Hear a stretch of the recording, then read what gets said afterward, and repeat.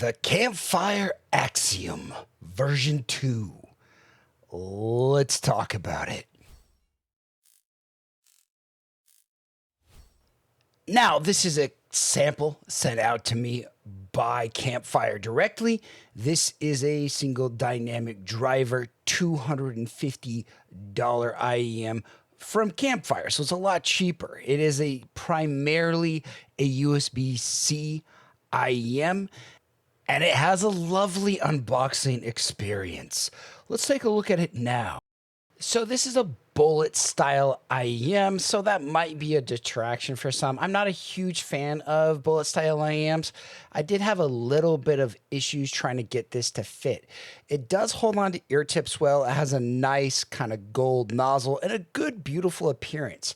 The shell of this is kind of see-through, where you can kind of see the black drivers where it's like a clear resin with a Campfire audio sticker on the outside. It is 2-pin cable, and you can swap the cable. The cable terminates in MMCX to the transducers and to a USB-C on the other end. It is a nice overall cable with no massive faults on it. Accessories are great. You get a clean brush, IEM booties, a set of foamies, a set of silicone tips, and you get a Campfire audio pin, which is always a fun little thing. Let's go and take a look at it now. I mean, it's a nice little pin that you could use, and it looks pretty awesome. There we go. There's a carrying case that it comes with it, you know, your little pouch that you can put your IEMs in. I mean, it is kind of aired out, but, you know, it's pretty typical for Campfire, and it's a nice addition.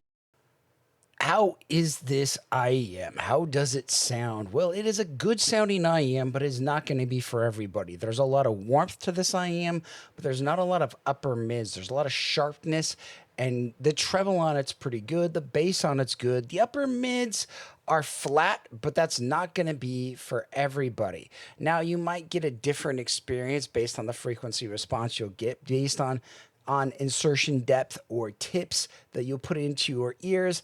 But I mean, overall, it does have a nice sonic sound to it, and I enjoy it a great deal.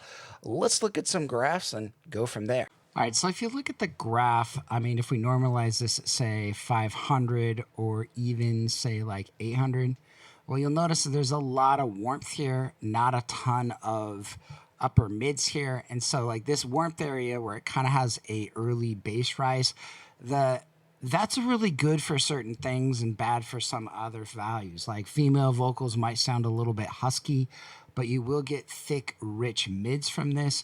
And it also kind of depends on where this might sit in ear and how you like it. So something to consider. Now, I wanted to show you versus some of the other Campfire IEMs, there is kind of a house sound.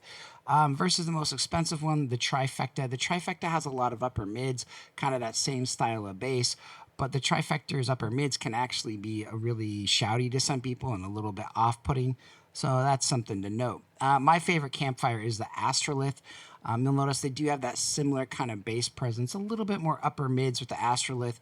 I like the Astrolith. I think it's a really fun, engaging set, but it's not going to be for everybody, and it is fatiguing. Whereas the Axion is not as fatiguing, but it's not also as vibrant and exciting, so that's kind of something to note. Now, we look at other ones. The Moon Rover is one of the most neutral IEMs. You look at it, they both kind of have a similar sort of warmth. Like Campfire's thing is like kind of like this area, this like 150 to 300 area, that warmth area, which for me, that's one of the more important areas in a graph, that we can get some nice warmth out of the graphs. And I really kind of like that area being filled in just a little bit. And so for me, like the Moon Rover is a really solid IEM. It's one of the better planars out there. Unfortunately, is expensive, but the execution of that IEM, I don't know any other planars that can pull off this same frequency response and get this nice kind of dip right, or raise right around 2.8. It's just a really nice sounding IEM that's not fatiguing and a really smooth set. Another one to look at is the Bonneville, and you notice a similar kind of bass rise. Campfire, I think that's kind of one of their things, like kind of what their, if you wanted to call it their house sound, would be to have that a little bit of warmth. So, I mean, for people that aren't warm heads or base heads or whatever you want to call it, these kind of sets are not going to be for you. So that kind of shows you how they look in their lineup. But for some people, like especially if you're sensitive to certain peaks, like I didn't like this 1.5K peak here on the Bonneville. It just didn't work for me.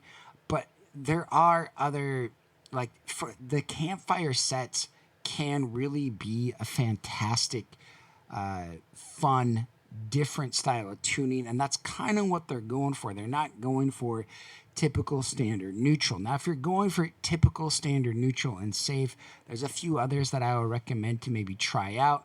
The Moondrop Clinical Dusk is a $400 DSP IEM. You'll notice some similarities, like the Axion has a little bit more of that warmth.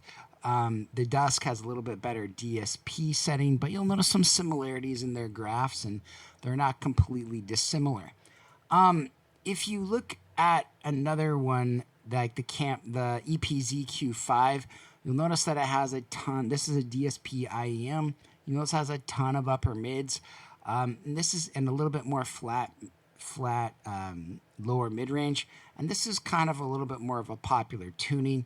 I think would be maybe a safe one, but this is very Harmon-esque.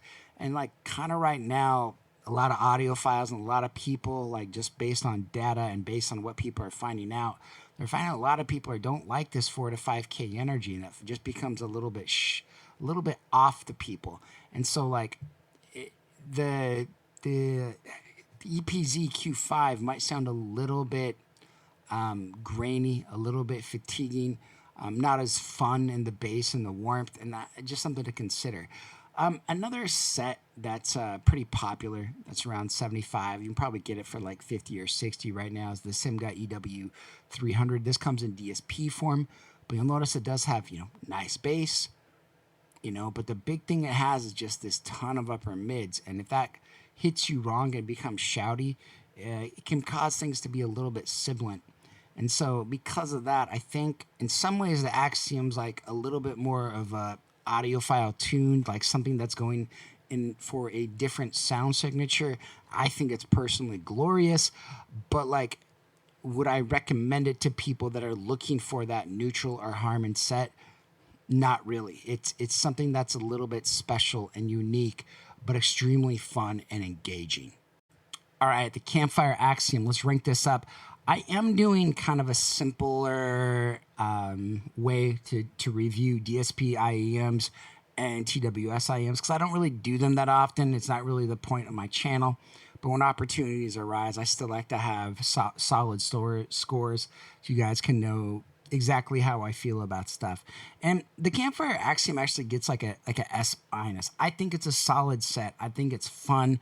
I think it's engaging. It doesn't have the best neutrality, but like the sharpness and detail right around that 8K, it works for me. Like its treble works for me. It's bass, although a little bit warm on certain tracks, it's a fun amount of bass that's a good set. Now, I don't really like the fit, but I think the sound coming out of it is really quite engaging and fun. And so it gets kind of like a, if you like these bullet style AMs, if you like the Campfire IEMs, it gets a really clear recommendation. And I think people are going to like it because it's something a little bit different than the standard neutral DSP style IEMs with some uniqueness.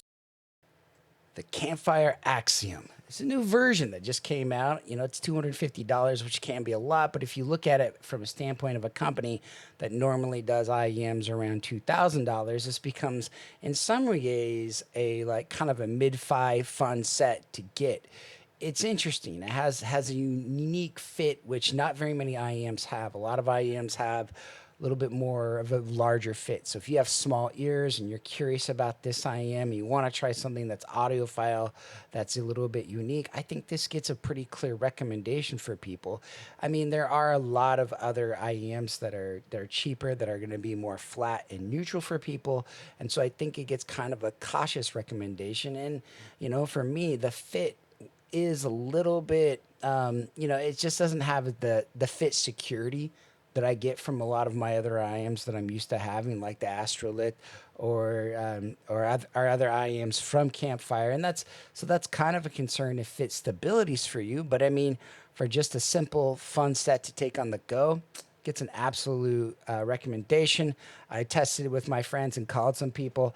Nobody had any problems understanding me. The mic quality, I would say, is really good and no faults. So good, solid recommendation despite its price. And I do think it is a fun audiophile option for people that need that USB-C tuning. Worked on all my devices. Thanks for watching my video. If you guys have any questions, leave them in the comments below. And I hope you guys have a great day. Bye-bye.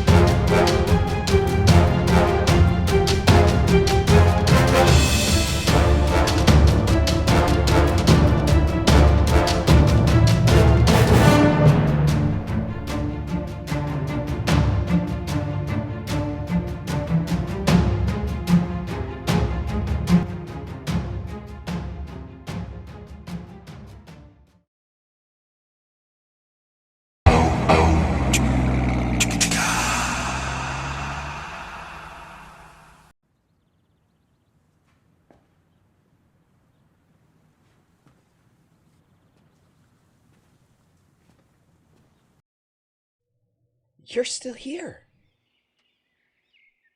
It's over. Go home.